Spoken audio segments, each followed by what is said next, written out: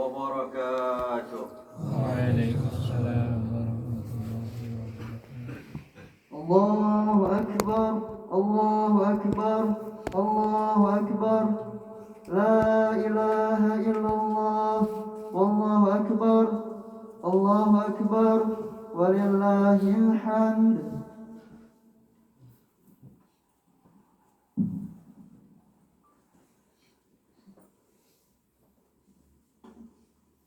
Allahu Akbar, Allahu Akbar, Allahu Akbar. Allahu Akbar, Allahu Akbar, Allahu Akbar.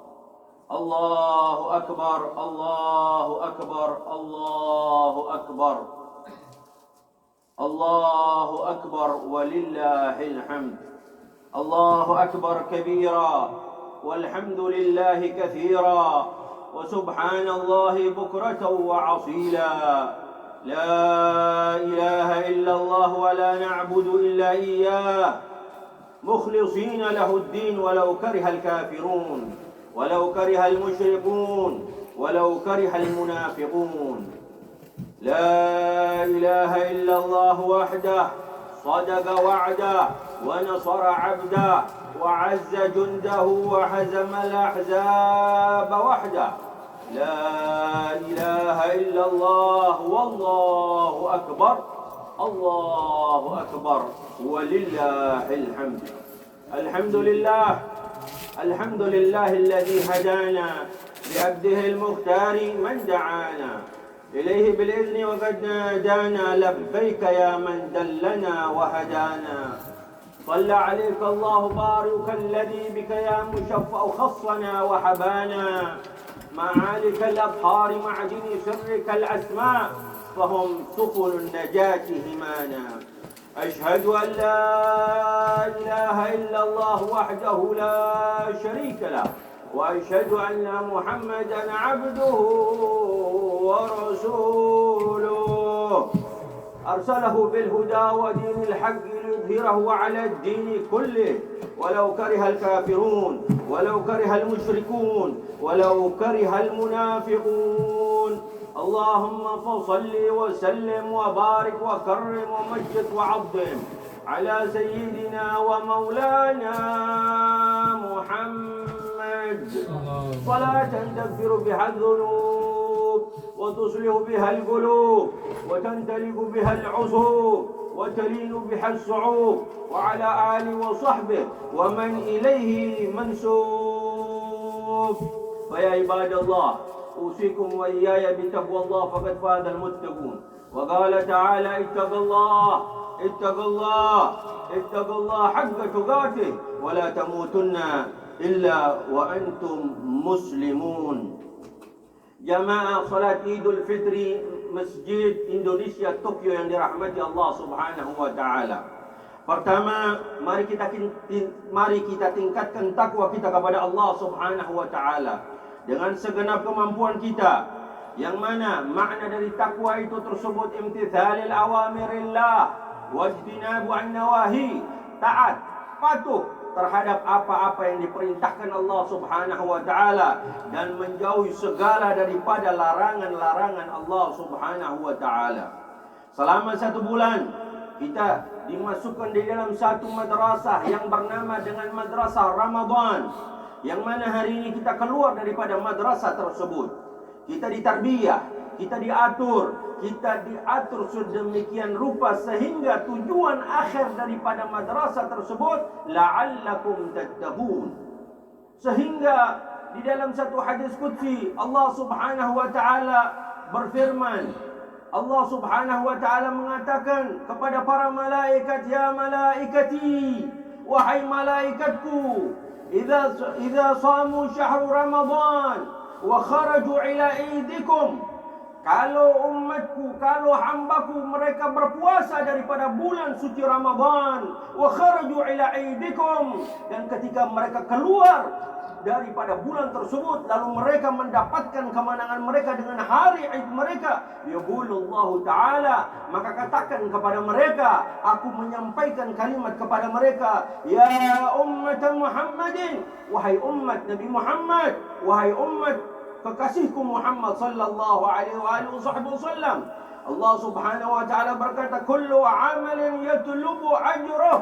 Setiap amal yang kau lakukan pasti akan mendapatkan ganjaran. Inni qad ghafartu lahum. Sehingga salah satu ganjaran yang aku berikan kepada kalian adalah dosa-dosa yang telah kalian lakukan terdahulu. Semua aku ampuni, aku hapus semua dosa-dosa tersebut. Fayunadi munadi, maka ada panggilan, irji'u ila manazilikum, wahai hamba-hamba Allah. Setelah itu, selepas salat Id kalian, kembalilah kalian kepada rumah-rumah kalian. Qad buddilat sayyi'atikumul hasanah. Maka sungguh bukan hanya kalian diampuni dosa-dosa kalian, tetapi akan lebih daripada itu. Sejumlah keburukan yang pernah kalian lakukan, sejumlah itu pun akan diganti kebaikan, diganti pahala oleh Allah Subhanahu wa taala. Fayaqul Allah taala, maka Allah Subhanahu wa taala berkata, sumtum li wa aftartum li faqumu maghfurun lakum.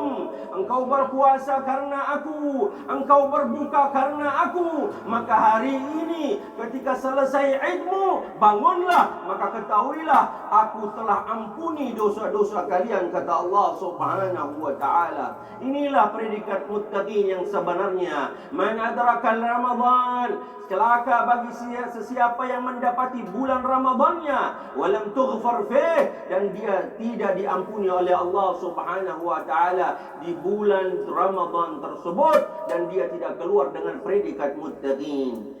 Allahu akbar, Allahu akbar, Allahu akbar, walillahil hamd. Jamaah salat Idul Fitri Masjid Indonesia Tokyo yang dirahmati Allah Subhanahu wa taala.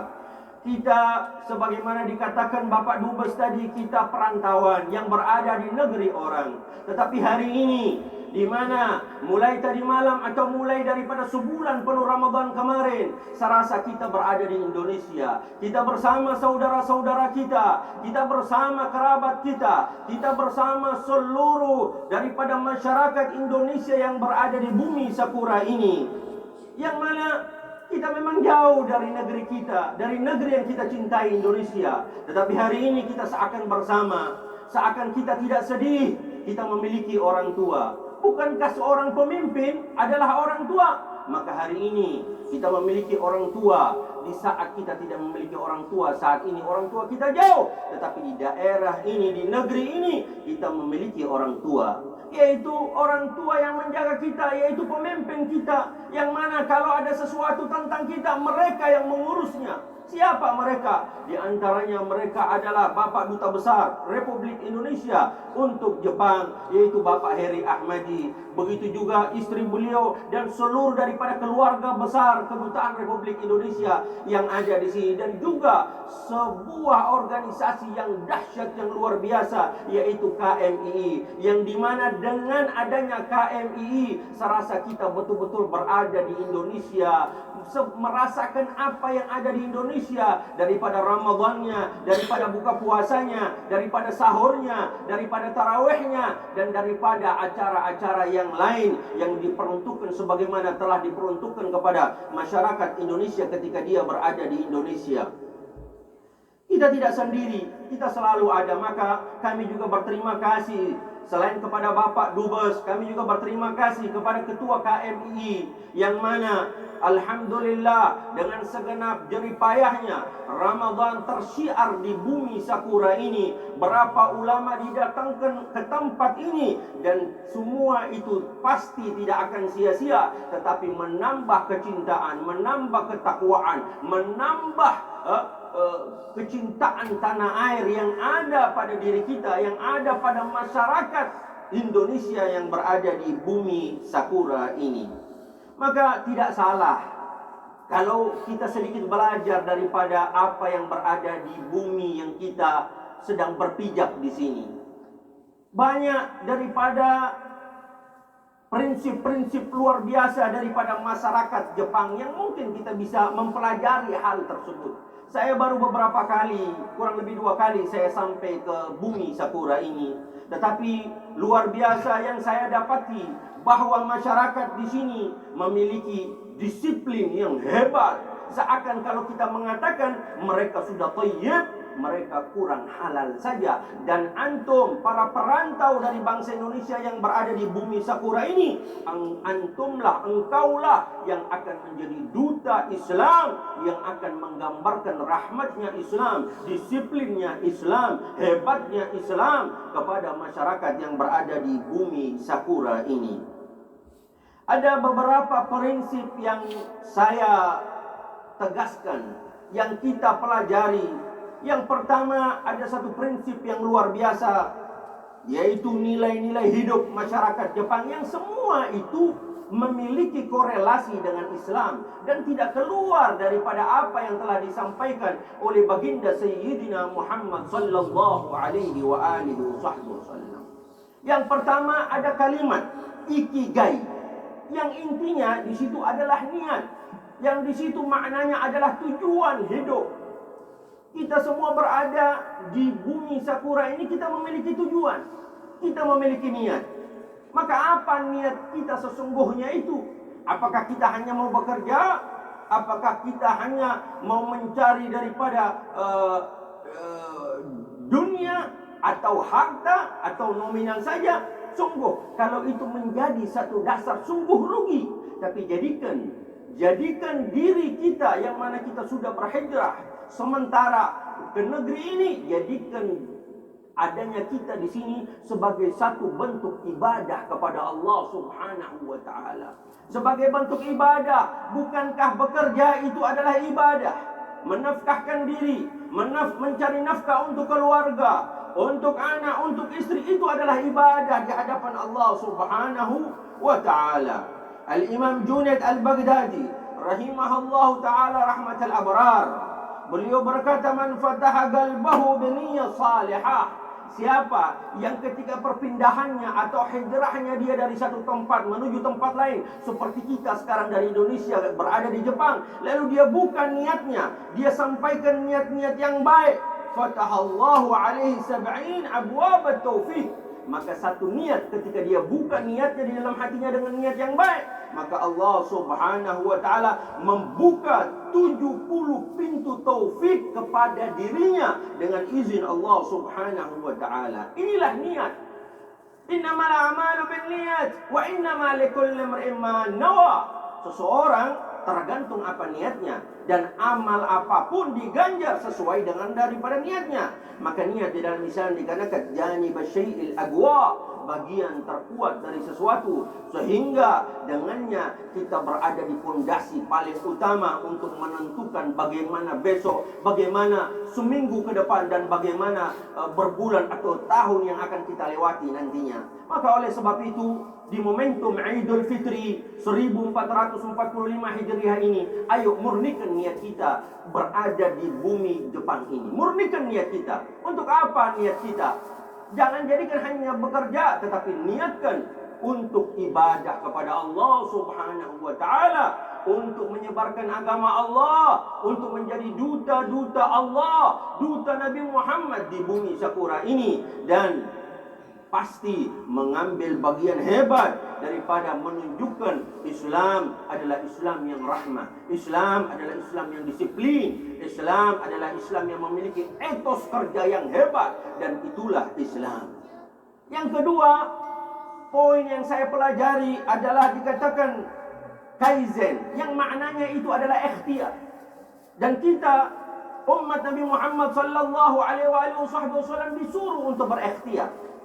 Wa may yattaqillaha yaj'al lahu makhraja. Bertakwa kepada Allah, maka Allah akan berikan jalan keluar kepada kita. Dan Nabi berikhtiar. Ikhtiar maknanya juga bekerja, tidak dalam keadaan malas. Jangan di dalam ikhtiar itu kita fokus, kita harus mendapatkan sekian atau sekian, tetapi fokuslah bagaimana kita meningkat dari satu hari ke hari yang lain, sebagaimana dikatakan man kana yaumuhu khairun min amsihi wa huwa muflihun. Barang siapa yang hari ini lebih baik daripada hari kemarin, maka sungguh dia menjadi manusia yang beruntung. Tidak perlu banyak-banyak peningkatannya. Kalau hari ini kita meningkat 1% daripada yang kemarin, kalau 30 hari sudah 30%, kalau 90 hari sudah 90%, bahkan kalau sudah 100 hari kita sudah meningkat 100% daripada ikhtiar kita. Dan ini Nabi Muhammad sallallahu alaihi wasallam ajarkan kepada kita. Begitu mulia orang-orang yang bekerja, begitu hebat orang-orang yang berikhtiar. Dalam sejarah Nabi Muhammad tidak pernah mencium tangan bangsawan. Nabi Muhammad tidak pernah mencium tangan para raja. Tetapi Nabi Muhammad di dalam sejarah pernah mencium tangan yang kasar. Yang mana diceritakan itu singkat cerita. Ada orang yang ingin bertemu dengan Nabi Muhammad, bersalaman dengan Nabi Muhammad. Tetapi ada seseorang yang dari jauh, dia ingin bersalaman dengan Nabi Muhammad seakan dia tidak mampu. Lalu Nabi Muhammad selesai bersalaman dengan yang lain. Nabi Muhammad melihat orang tersebut. Lalu Nabi Muhammad panggil, kenapa engkau tidak bersalaman denganku? Kata Nabi Muhammad sallallahu alaihi wasallam. Maka laki-laki itu mengatakan, bagaimana saya bisa bersalaman dengan engkau wahai Nabi Muhammad, manusia yang tangannya lebih lembut daripada sutra yang paling lembut di atas dunia, sedangkan tanganku kasar semacam ini Nabi Muhammad.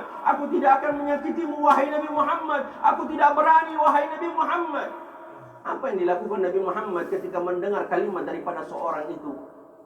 Maka Nabi Muhammad bertanya, apa pekerjaanmu? Maka orang itu menjawab, saya pekerjaanku adalah memecah batu di tengah terik padang pasir wahai Nabi Muhammad, sehingga tanganku hancur semacam ini. Dan tangan ini demi Allah, aku tidak berani untuk menyakiti engkau dengan menyentuh tanganmu wahai Nabi Muhammad sallallahu alaihi wasallam. Lalu apa yang terjadi? Nabi Muhammad bukan hanya diam. Nabi Muhammad mengambil tangan tersebut, lalu Nabi Muhammad mencium tangan tersebut. Lalu Nabi Muhammad mengatakan, hadzal yad lan tamassahun nara abadan.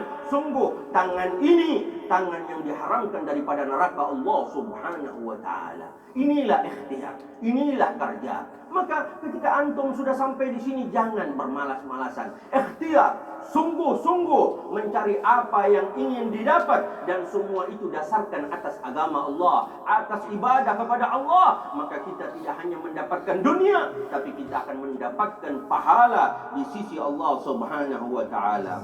Yang ketiga yang saya ambil adalah perkataan yang dimana dikatakan hara hacibu, yaitu sunnah Nabi Muhammad sallallahu alaihi wasallam ketika makan. Sebagaimana Allah Subhanahu wa taala berfirman, dan semua ini apa yang menjadi prinsip-prinsip yang berada di bumi Sakura ini semua memiliki korelasi dengan Islam, dengan agama Allah Subhanahu wa taala. Allah Subhanahu wa taala berfirman, ya ayuhan nasu kulu mimma fil ardi halalan tayyiba wa la tattabi'u khutuwati syaitan innahu lakum aduwwun mubin. Wahai manusia, makanlah kalian daripada apa-apa yang ada di bumi dengan makanan yang halal dan tayyib dan baik. Wala tattabi'u khutuwati syaitan. Dan jangan sekali-kali engkau mengikuti langkah syaitan. Apa langkah syaitan itu? La syaitan makan dengan makan yang berlebihan, sehingga kalau sudah makan berlebihan, dia akan menjadi seseorang yang malas. Makan tidak perlu. Nabi Muhammad sudah mengajarkan kita, perut itu dibagi tiga. Setengah untuk sepertiga makanan, sepertiga daripada minuman, dan sepertiga daripada udara. Sehingga dengan itu kita tidak akan malas untuk ibadah, tidak akan malas untuk bekerja. Tetapi kalau kita makan dengan makanan yang banyak, sungguh kita akan melakukan sesuatu dengan sifat malas dan sangat berat. Maka oleh sebab itu, ini prinsip-prinsip yang luar biasa yang patut kita teladani, yang patut kita review ulang daripada prinsip-prinsip ini. Yang berikutnya, yang keempat, yaitu dikatakan sosi, yaitu maknanya sabar. Ya, maknanya sabar. Dan as-sabar di dalam Islam dikatakan sabar ada tiga macam, ada tiga maratib, ada tiga tingkatan. Yang pertama sabar atas taat.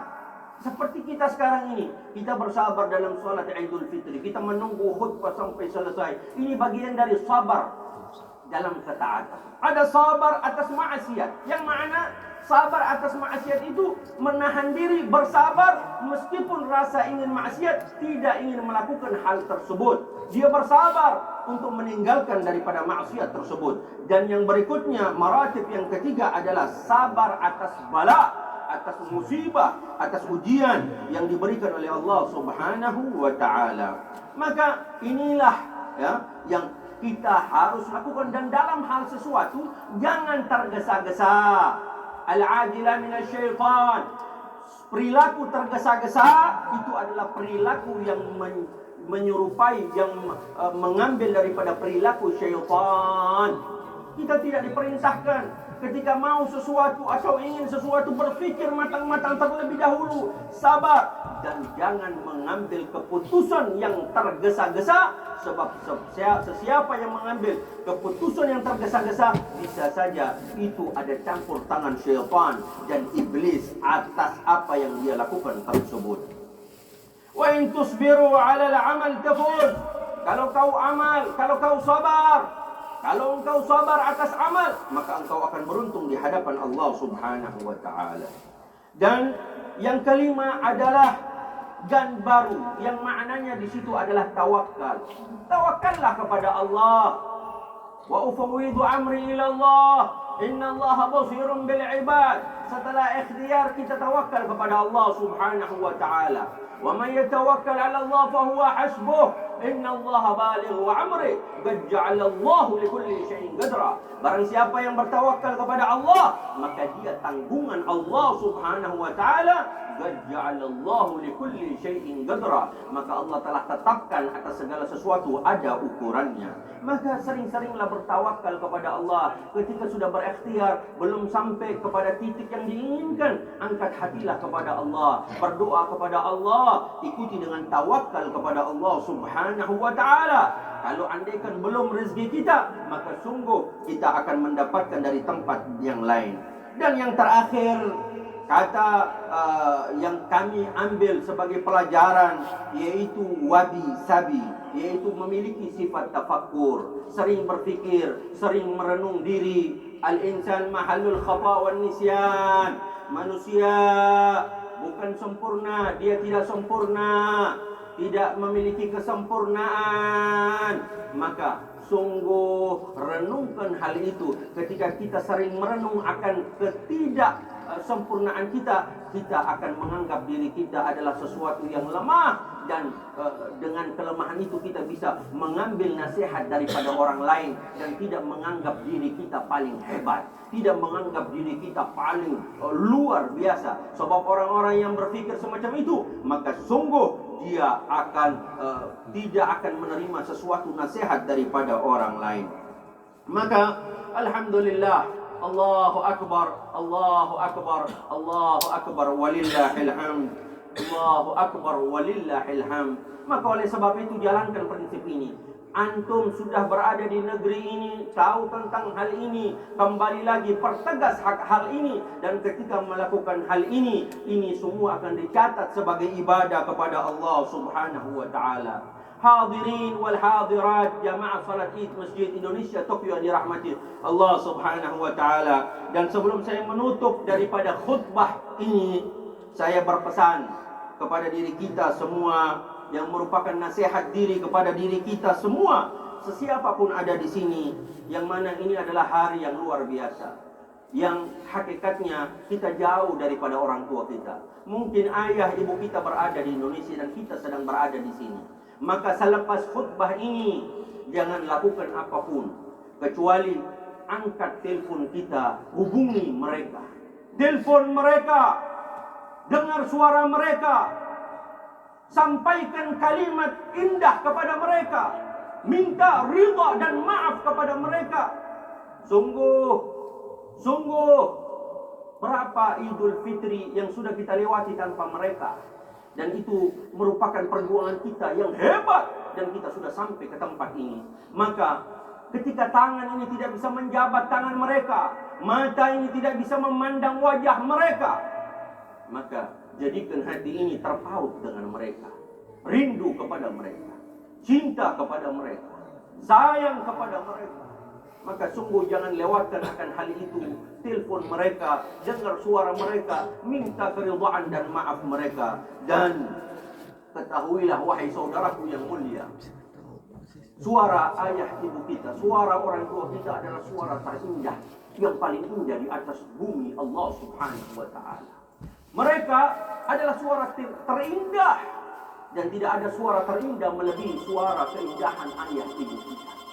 Kalau hari ini kita tidak percaya, maka bertanyalah kepada orang-orang yang telah kehilangan suara tersebut. Maka ini merupakan pesan yang hebat kepada diri kita. Dalam keadaan apapun jangan lupakan orang tua kita. Ridallah fi ridal walidain wa sukhtullah fi sukhtihima. Keridhaan Allah berada di keridhaan orang tua, dan marahnya Allah berada di marahnya orang tua. Maka mudah-mudahan semangat Idul Fitri 1445 Hijriah ini membawa kita kepada menjadi insan yang memiliki predikat muttaqin, yang menjalankan apa-apa yang mungkin itu menjadi suatu kedisiplinan yang ada di bumi Sakura ini, tetapi semua itu adalah ajaran agama Allah Subhanahu wa ta'ala yang sudah disampaikan oleh lisan Nabi kita Nabi Muhammad sallallahu alaihi wa alihi wasallam. Dan mudah-mudahan kita doakan keluarga besar Kedutaan Republik Indonesia yang berada di Jepang, Bapak Dubes beserta ibu dan seluruh daripada keluarga besar diberikan sihah wal afiat, dijaga oleh Allah Subhanahu wa taala, dan apapun yang beliau lakukan di bumi Sakura ini untuk menjaga masyarakat Indonesia yang berada di Jepang ini dicatat sebagai ibadah oleh Allah Subhanahu wa taala. Dan kepada keluarga besar daripada KMII, baik ketuanya atau jajarannya, mudah-mudahan diberikan kekuatan Allah daripada Allah Subhanahu wa taala agar senantiasa bisa bersyiar agama Allah di bumi Sakura yang luar biasa ini, dan tetap kita selalu mengikuti nilai-nilai atau norma-norma yang berada di bumi Sakura ini. A'udzu billahi minasyaitonir rajim. Bismillahirrahmanirrahim. Wal 'asri innal insana lafi khusr illa alladhina amanu wa 'amilus salihati wa tawasaw bil haqqi wa tawasaw bis sabr.